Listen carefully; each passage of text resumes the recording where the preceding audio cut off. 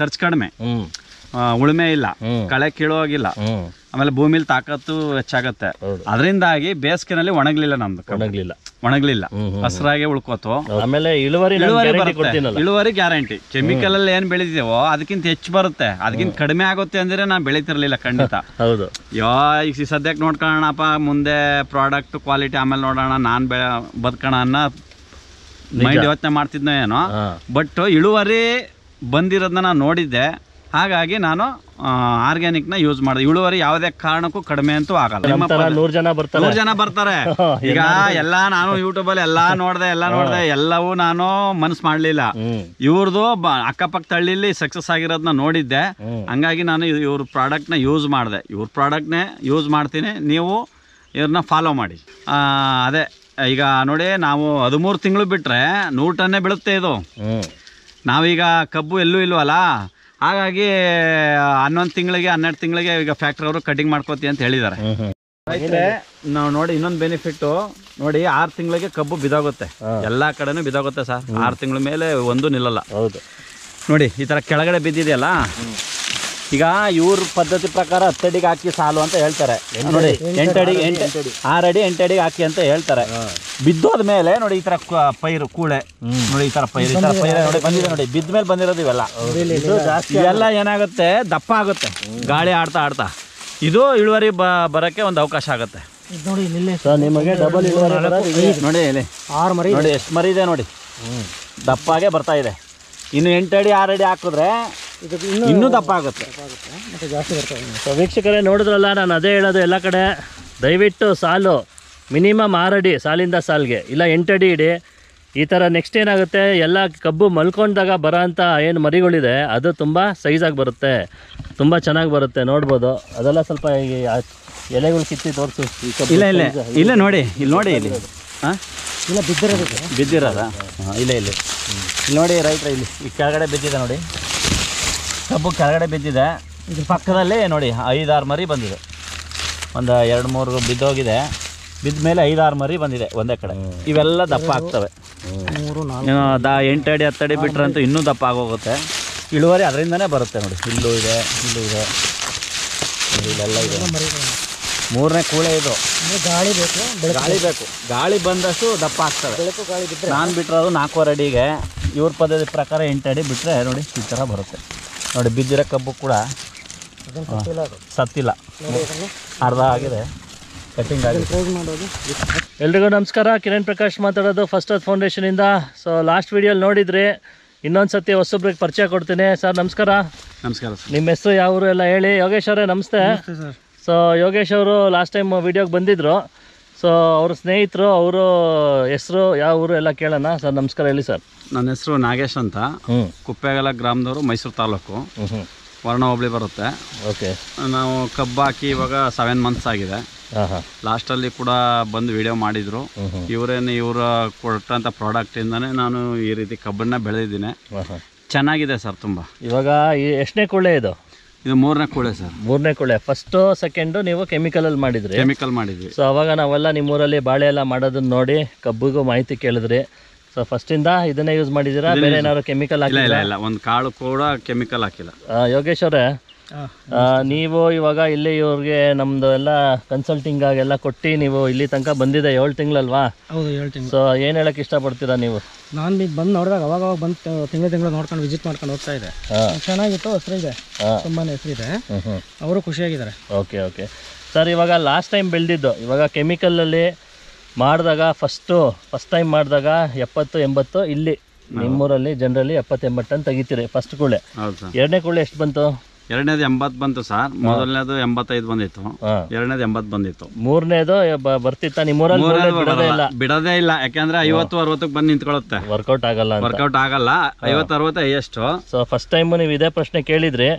ಅವಾಗ ನಾನು ಹೇಳಿದ್ದೆ, ಚಾಲೆಂಜ್ ಮಾಡ್ತೀನಿ, 80 ಟನ್ ಗ್ಯಾರಂಟಿ ಬರುತ್ತೆ.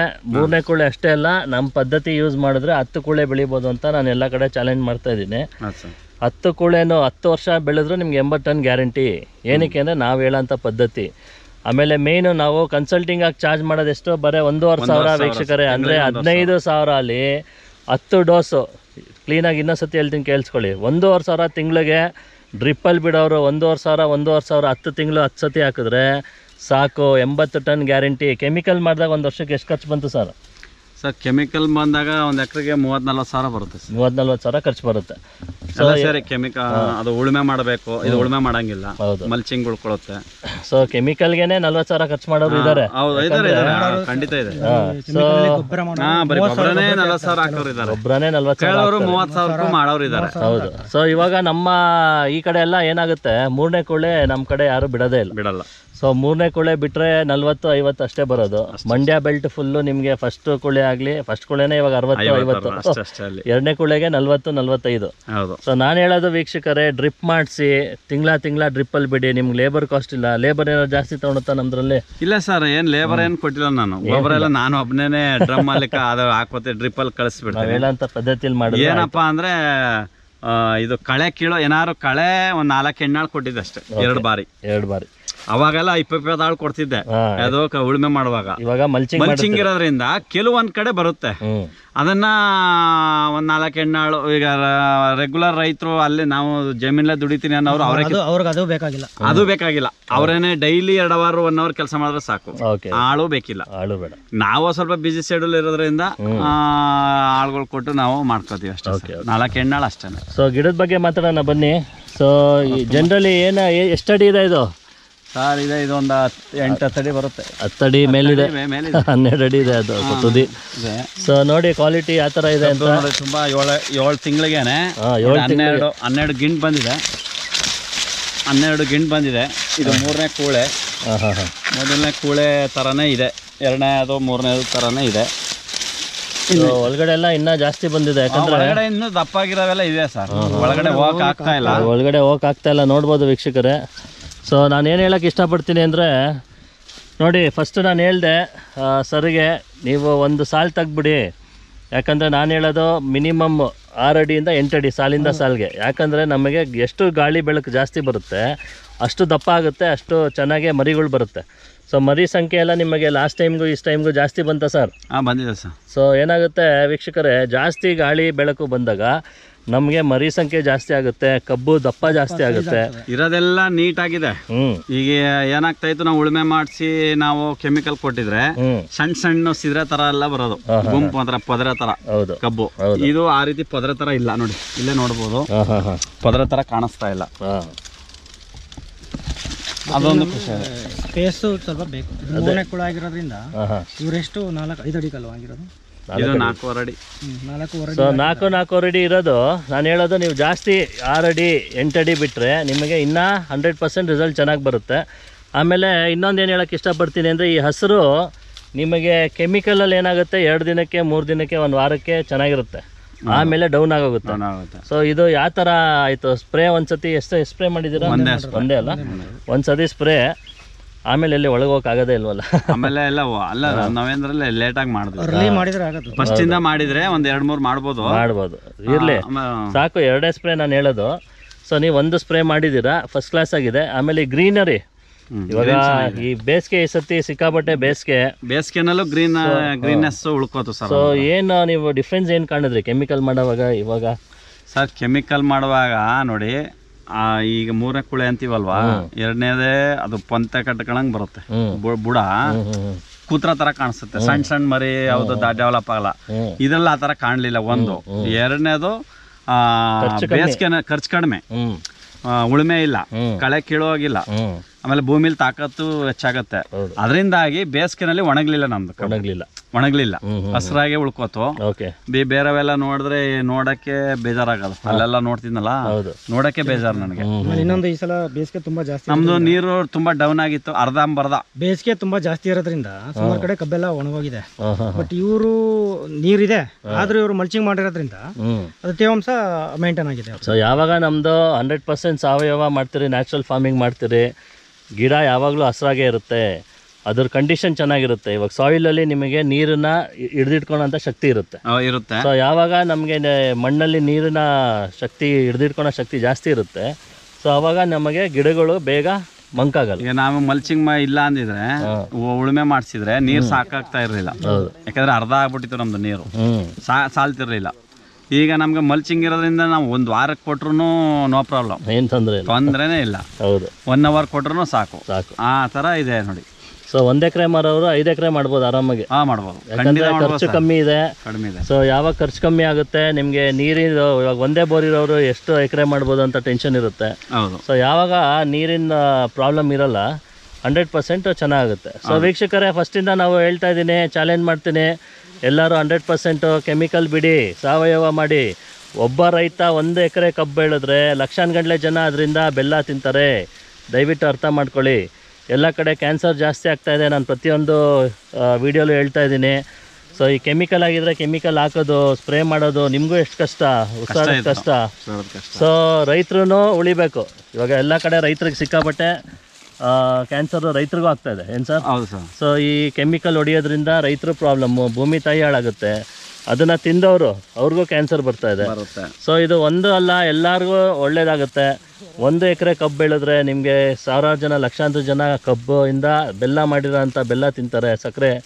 ಸೊ ಎಲ್ಲದು ಒಂದೊಂದು ನಿಮಗೆ ಚೇಂಜ್ ಆಗ್ತಾ ಹೋಗುತ್ತೆ ವೀಕ್ಷಕರೇ. ಸೊ ಹಾಗಾಗಿ ನಮ್ಮ ರೈತರು ಉಳಿಬೇಕಂದ್ರೆ ನ್ಯಾಚುರಲ್ ಫಾರ್ಮಿಂಗ್ ಮಾಡಿ, ಖರ್ಚು ಕಮ್ಮಿ, ತಿಂಗಳ ಬರೀ 1,500 1 ತಿಂಗಳಿಗೆ ಅಂದರೆ ನಿಮಗೆ 15,000 ಅಲ್ಲಿ ಒಂದು ಬೆಳೆ ಬೆಳಿಬೋದು. ಇನ್ನೊಂದು ಹೆಚ್ಚು ಕಮ್ಮಿ 2,000 ಜಾಸ್ತಿ ಆಗ್ಬೋದು. ಏನು ನಿಮಗೆ ತೊಂದರೆ ಇಲ್ಲ. 80 ಟನ್ನು ಕಟ್ಟಿಂಗ್ ಆಗೋದು ತೋರಿಸ್ತೀನಿ, ನೋಡ್ತಾ ಇರಿ ಕೊನೆ ತನಕ ಅಂತ ಹೇಳಕ್ಕೆ ಇಷ್ಟಪಡ್ತೀನಿ. ಬೇರೆ ರೈತರಿಗೆ ಏನು ಹೇಳಕ್ಕೆ ಇಷ್ಟಪಡ್ತೀರಾ? ರೈತರ ನಾನು ಹೇಳೋದು ಇಷ್ಟೇ, ಕೆಮಿಕಲಲ್ಲಿ ದುಡ್ಡು ಜಾಸ್ತಿ, ಭೂಮಿ ತಾಕತ್ತು ಹಾಳಾಗುತ್ತೆ. ಆರ್ಗ್ಯಾನಿಕಲ್ಲಿ ಭೂಮಿ ತಾಕತ್ತು ಉಳ್ಕೊಳ್ಳುತ್ತೆ. ಭೂಮಿ ತಾಕತ್ತು ಉಳ್ಕೊಳ್ಳೋದ್ರಿಂದನೇ ರೋಗ ಬರಲ್ಲ. ಆಮೇಲೆ ಇಳುವರಿ ಗ್ಯಾರಂಟಿ. ಕೆಮಿಕಲ್ ಅಲ್ಲಿ ಏನ್ ಬೆಳಿತೀವೋ ಅದಕ್ಕಿಂತ ಹೆಚ್ಚು ಬರುತ್ತೆ, ಅದಕ್ಕಿಂತ ಕಡಿಮೆ ಆಗುತ್ತೆ ಅಂದ್ರೆ ನಾನು ಬೆಳಿತಿರ್ಲಿಲ್ಲ ಖಂಡಿತ. ಹೌದು. ಈಗ ಸದ್ಯಕ್ಕೆ ನೋಡ್ಕೊಳ್ಳೋಣಪ್ಪ, ಮುಂದೆ ಪ್ರಾಡಕ್ಟ್ ಕ್ವಾಲಿಟಿ ಆಮೇಲೆ ನೋಡೋಣ, ನಾನು ಬದುಕೋಣ ಅನ್ನೋ ಮೈಂಡ್ ಯೋಚನೆ ಮಾಡ್ತಿದ್ನೋ ಏನೋ. ಬಟ್ ಇಳುವರಿ ಬಂದಿರೋದನ್ನ ನಾನು ನೋಡಿದ್ದೆ, ಹಾಗಾಗಿ ನಾನು ಆರ್ಗ್ಯಾನಿಕ್ನ ಯೂಸ್ ಮಾಡಿದೆ. ಇಳುವರಿ ಯಾವುದೇ ಕಾರಣಕ್ಕೂ ಕಡಿಮೆ ಅಂತೂ ಆಗಲ್ಲ, ಯಾವುದೋ ಕೆಮಿಕಲ್ಗಿಂತ ಹೆಚ್ಚಾಗುತ್ತೆ ಹೊರತು ಕಡಿಮೆ ಅಂತೂ ಆಗೋದಿಲ್ಲ. ಸೊ ಇವಾಗ ನೋಡ್ತಾ ಇದ್ದೀರಾ, ನಿಮ್ಗೆ ಎಷ್ಟು ಬರ್ಬೋದು ಅನ್ಸುತ್ತೆ ಮಿನಿಮಮ್? ಕಮ್ಮಿ ಅಂದ್ರು ಇನ್ನೂ 5 ತಿಂಗಳಿಗೆ ಹಾರ್ವೆಸ್ಟಿಂಗ್. ನೋಡಿ ರೈತರೆ, ನಾನು ಹೇಳೋದು ಮೊದಲನೇದು 85 ಬಂದಿತ್ತು, 2ನೇದು 80 ಬಂತು, 3ನೇದು ಬಿಡ ಮನಸ್ಸಿರ್ಲಿಲ್ಲ. ಆರ್ಗ್ಯಾನಿಕ್ ಮಾಡೋದ್ರಿಂದ ನಾನು ಬಿಟ್ಟೆ.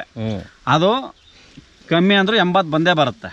Very nice. ನನಗೆ 60 ಬಂದ್ರು ಖುಷಿ, ಯಾಕಂದ್ರೆ ಆರ್ಗ್ಯಾನಿಕ್ ಸೆಟ್ ಆಗಿದೆಯಲ್ಲ.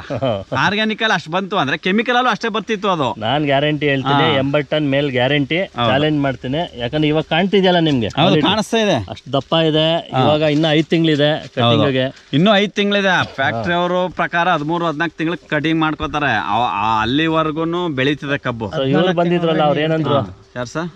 ಕಬ್ಬು ತಗೊಳ್ಳೋ ಫೀಲ್ಡ್ ಮ್ಯಾನ್ ಬಂದಿದ್ರು. ಅವರು ತುಂಬಾ ಚೆನ್ನಾಗಿದೆ, ಮೊದಲನೇ ಕುಳೆ ತರಾನೇ ಇದೆ ನಾಗೇಶ್ ಅಂತ ಹೇಳಿದ್ದಾರೆ. ಮೊನ್ನೆ 1 ವಾರದಿಂದ ಹೇಳಿದ್ರು. ಅದೆಲ್ಲ ತುಂಬಾ ಖುಷಿ ಆಯ್ತು. ಅದೇ ಈಗ ನೋಡಿ, ನಾವು 13 ತಿಂಗಳು ಬಿಟ್ರೆ 100 ಟನ್ನೇ ಬೀಳುತ್ತೆ ಇದು. ನಾವೀಗ ಕಬ್ಬು ಎಲ್ಲೂ ಇಲ್ವಲ್ಲ, ಹಾಗಾಗಿ 11 ತಿಂಗಳಿಗೆ 12 ತಿಂಗಳಿಗೆ ಈಗ ಫ್ಯಾಕ್ಟ್ರಿ ಅವರು ಕಟಿಂಗ್ ಮಾಡ್ಕೋತಿ ಅಂತ ಹೇಳಿದ್ದಾರೆ. ಯಾಕೆಂದ್ರೆ ಮೊದಲೆಲ್ಲ ಸರ್ ಕಬ್ಬು ಜಾಸ್ತಿ ಇತ್ತು, ಹೋದ ವರ್ಷ. ಇವಾಗಿಲ್ಲ, 15 ತಿಂಗಳು ಕಟ್ ಮಾಡ್ಕೋತಿದ್ರು. 15 ತಿಂಗಳ ಗಂಟು ಬೆಳೆಯುತ್ತೆ ಇದು. 15 ತಿಂಗಳು ಬಿಟ್ರೆ 100 ಟನ್ ಗ್ಯಾರಂಟಿ. ಈಗ ನಾವು ಅವರು ಕಬ್ಬಿಲ್ವಲ್ಲ, 1 ವರ್ಷಕ್ಕೆ ತರ್ಕೊಂಡ್ರೆ 86 ಗ್ಯಾರಂಟಿ ಬರುತ್ತೆ. ಸೊ ಬರೀ 15,000 ಖರ್ಚು ಮಾಡಿ 80 ಟನ್ ಚಾಲೆಂಜ್ ಮಾಡ್ತಾ ಇದ್ದೀನಿ ಮಿನಿಮಮ್. ಸೊ ಅದು ಮೇಲೆ ಬಂದಿದ್ದು ದೇವ್ರು ಬಿಟ್ಟಿದ್ದು. ಯಾಕಂದರೆ ನಮ್ಮ ಕೈಲಿ ಇರೋದು ಏನಂದರೆ ಖರ್ಚು ಕಮ್ಮಿ ಮಾಡ್ಕೊಳೋಣ. ನ್ಯಾಚುರಲ್ ಫಾರ್ಮಿಂಗ್ ಮಾಡಿ ಕಮ್ಮಿ ಇಳುವರಿ ತಗೊಳ್ಳಿ ಅಂತ ನಾನು ಹೇಳ್ತಾ ಇಲ್ಲ, ಕೆಮಿಕಲ್ಗಿಂತ ಜಾಸ್ತಿ ಬರುತ್ತೆ. ಚಾಲೆಂಜ್ ಮಾಡ್ತಾ ಇದ್ದೀನಿ. ಬರೀ 15,000 ಸರ್, 3 ಕಿಲೋಮೀಟರ್ ನಮ್ದು ಸೇಮ್ ಬ್ಯಾಚು ಬಸವಣ್ಣ ಅಂತ ಉತ್ನಳ್ಳಿನಲ್ಲಿ ಬೆಳೆದಿದ್ದಾರೆ ಕೆಮಿಕಲ್. ಅದು ನಮ್ಮ ತರ ಇಲ್ಲ ಸರ್. ಅದು ನಾನೇ ನೋಡ್ತೀನಲ್ಲ, ನಮ್ಮ ತರ ಇಲ್ವೇ ಇಲ್ಲ. ಇಲ್ಲೇ 3 ಕಿಲೋಮೀಟರ್ ಇದೆ, ನಮ್ಮ ತರ ಇಲ್ವೇ ಇಲ್ಲ. ಸತಿ ಬೇಸಿಗೆಯಲ್ಲಿ ಎಲ್ಲ ಮಂಕಾಗ್ಬಿಟ್ಟಿದೆ. ಬೇಸಿಗೆ ಅಂತಲ್ಲ, ಬೇಸಿಗೆ ಮುಂಚೆಯಿಂದನೂ ನೋಡಿದೆ. ಅದು ನೀರು ಇದೆ ಅವ್ರ ಹತ್ರ, ಕೆಮಿಕಲ್. ಹಂಗಾಗಿ ತುಂಬಾ ಸಾವಯವ ನನಗೆ ಅದು ತುಂಬಾ ಅಡ್ಜಸ್ಟ್ ಆಗಿದೆ ಸರ್. ಅಂದ್ರೆ ನಮ್ಮ ಪದ್ಧತಿ ಫಾಲೋ ಮಾಡ್ಬೇಕು, ಯಾಕಂದ್ರೆ ನಮ್ಮ ತರ 100 ಜನ ಬರ್ತಾರೆ. ಈಗ ಎಲ್ಲಾ ನಾನು ಯೂಟ್ಯೂಬ್ ಅಲ್ಲಿ ಎಲ್ಲಾ ನೋಡ್ದೆ, ಎಲ್ಲವೂ ನಾನು ಮನಸ್ಸು ಮಾಡ್ಲಿಲ್ಲ. ಇವ್ರದ್ದು ಅಕ್ಕಪಕ್ಕ ತಳ್ಳಿಲಿ ಸಕ್ಸಸ್ ಆಗಿರೋದನ್ನ ನೋಡಿದ್ದೆ. ಹಂಗಾಗಿ ನಾನು ಇವ್ರ ಪ್ರಾಡಕ್ಟ್ ನ ಯೂಸ್ ಮಾಡಿದೆ. ಇವ್ರ ಪ್ರಾಡಕ್ಟ್ ನೇ ಯೂಸ್ ಮಾಡ್ತೀನಿ, ನೀವು ಇವ್ರನ್ನ ಫಾಲೋ ಮಾಡಿ. ಸೊ ರೈತರೇ, ನಾನು ಹೇಳ್ತಾ ಇದ್ದೀನಿ, ಚಾಲೆಂಜ್ ಬರೀ 1,500 ಕನ್ಸಲ್ಟಿಂಗಾಗಿ ನಾವೇನು ಚಾರ್ಜ್ ಮಾಡ್ತಾಯಿದ್ದೀವಿ, ನಾವು ಹೇಳೋ ಪದ್ಧತಿಲಿ ಮಾಡಿ ನಾವೆಲ್ಲ ಥರ ಗೈಡೆನ್ಸ್ ಕೊಡ್ತೀನಿ ಅಂತ ಹೇಳೋಕ್ಕೆ ಇಷ್ಟಪಡ್ತೀನಿ. ಥ್ಯಾಂಕ್ ಯು ಸರ್, ಧನ್ಯವಾದ. ಥ್ಯಾಂಕ್ ಯು, ನಮಸ್ಕಾರ.